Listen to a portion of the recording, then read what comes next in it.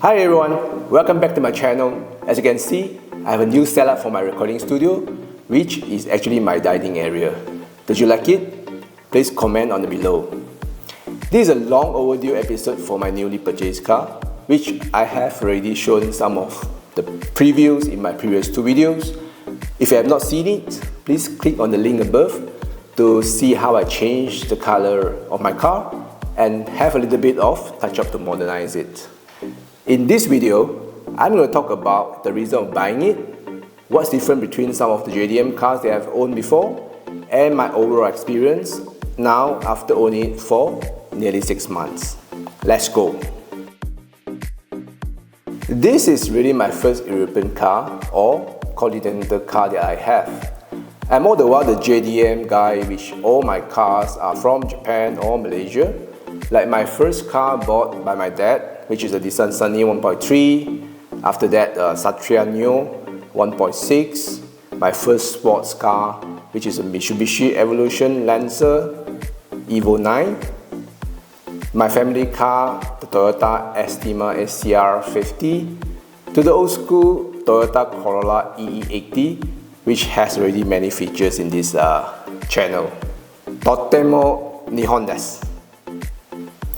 In the last feature of my EE80, I told you all that I'm going to get another ride because I wanted to experience the rear wheel drive after I enjoyed all the front wheel drive and all wheel drive cars that I've owned before. I was thinking of getting a Toyota MRS actually. It is a small mid-engine rear wheel drive car which is really fun to drive. Unfortunately, after I have viewed few units, the car conditions are not really good, and with the market price from 70k to 120k ringgit Malaysia nowadays, which means I have to spend another 10 to 20k to restore the car, which is totally out of my budget. So I dropped the plan. I tried to look for another rear-wheel drive JDM cars. Unfortunately, those car prices are really skyrocketing now, as you know. To me, who have seen the reselling price 10-15 years ago, it is not really worth it. It is more for good memory and feeling to own those cars nowadays. This car arrived unexpectedly because I have my own opinions about continental car. Be it a BMW. BMW in a humid and hot country like Malaysia means bad. Bad for the rubber parts as it will wear out faster and causing leaking all over from the engine bay. Continental car is not my choice, but right after I got experience sitting in a BMW E46, I started to change my mind. I can really feel the torque and smoothness of the 6 cylinders engine. I was then looking for E36 in the market, but again, these cars are not in the good conditions now. After careful and serious considerations, I finally locked my target to the E46, which is more common in terms of parts and much more aftermarket options. After scouting for a few months, finally I got this car, the BMW E46 330i 2004 M Sport model. It is a huge difference. I can never imagine a car made almost 20 years ago can have such many great features. To me, it's a culture shock. The build quality, the stability, the riding comfort really stand out from the JDM. The most I like is the famous M52B20 engine with the 6 cylinders, 300 Nm of torque is good enough for a beginner like me who just want to venture into the rear-wheel drive journey. I will bring you closer to the car. Let's go.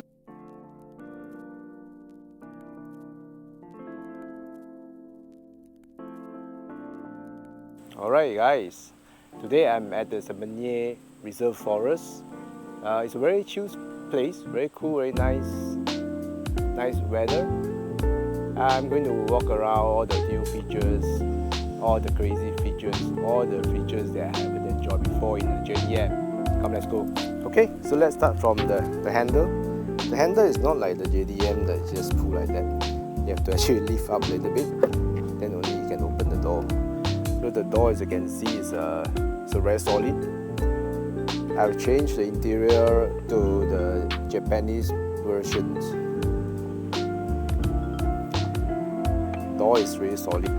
Okay, and before we get it, this is by just pushing the button. So our function is still working despite 20 years already. So this is the Alcantara leather seats that I have rewrapped. You can see here, this is the Harman Kardon sound systems that this car comes with. And then we have the steering wheel here.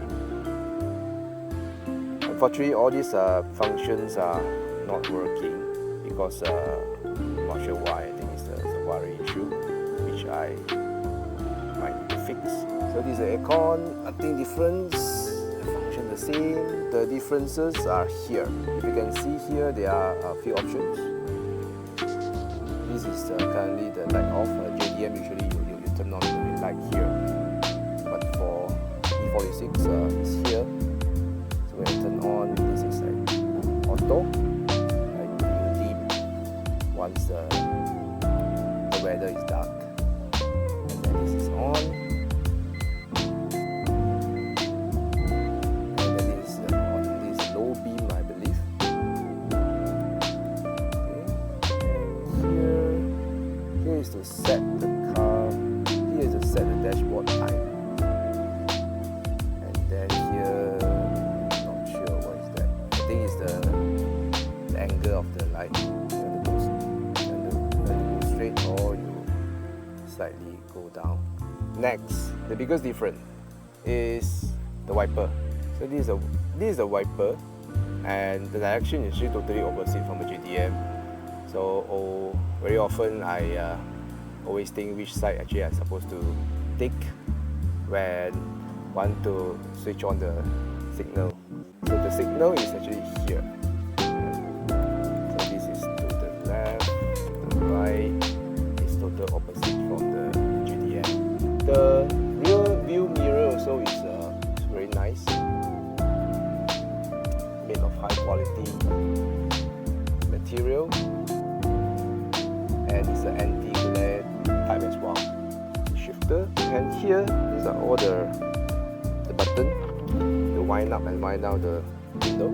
It's all 4 windows. As usual, this is the lock. And talking about the lock system, it's very unique as well. So once everything is locked in the car, you need to actually press this to unlock it. This is lock. And if I switch off the engine, I need to actually pull 2 times in order to unlock the door. So the aircon also is a express button, and it comes with the display as well. So unlike some of the JDM, you only have the aircon button. That I might want to show you. This is the direction of the air, nothing different. This is the temperature, go up and go down. This is auto type, which means it will switch to external air. If detected internal air, maybe the quality is not so good. I don't know how it works. This is the DSC anti-slip system. The good news about this car is because it was converted to manual, so actually this is actually not working, which means the DSC is always off. This is actually the blind, auto blind for the rear window, which is also new to me. So I press.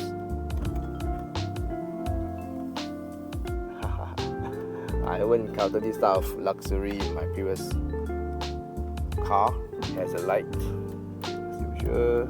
Oh, you blink. It actually is my first time turning it. You need to push in order for you to open the car boot, and you pull for the car bonnet. So I press, and then the car boot is open.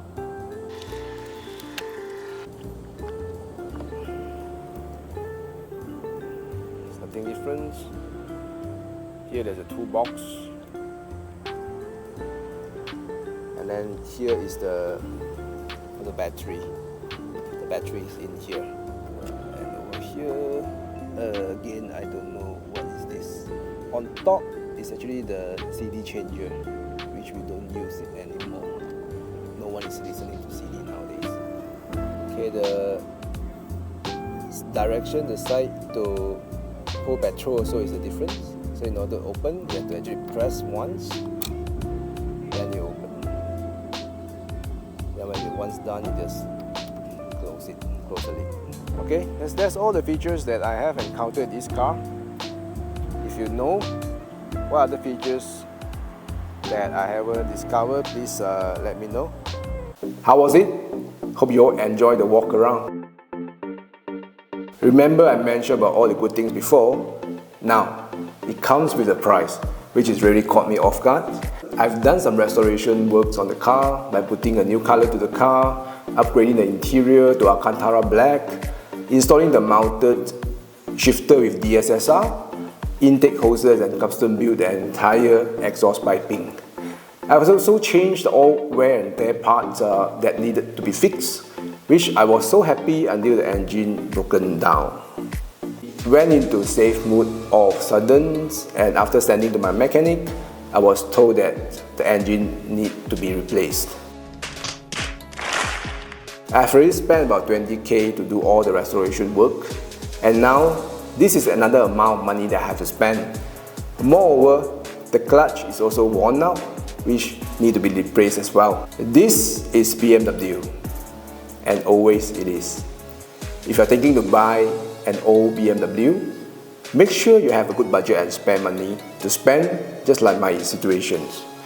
There are many rubber parts and seals in BMW which have to change from time to time, including radiator hoses and other rubber piping. If you plan to own an auto transmissions E46, slightly lesser problem, because the manual transmissions parts are usually not sold separately due to conversion purposes, which means you might need to order parts from overseas. You need a lot of patience. Taking out the engine drama part, which could be my bad luck, the rest are still manageable. I hope the E46 is as durable as I heard from you all. We are transitioning into EV now. My take on EV in Malaysia is we are not ready for it yet. Very less charging stations and not convenient for those who stay in high rises. Its resale value also remains a question. Unlike other countries, the car price in Malaysia are very expensive. Ordinary people like us tend to keep the car for a very long time. Can we trade EV as normal car? While waiting for it to become more mature, why don't we spend less on the petrol car and keep it for a few years until the EV era in the next decade? There are still many affordable and fun cars around, like BMW E46. That's my thought. What do you think? Please put your comment below. That's all for now. Thank you for watching, and I'll see you in my next video. Bye.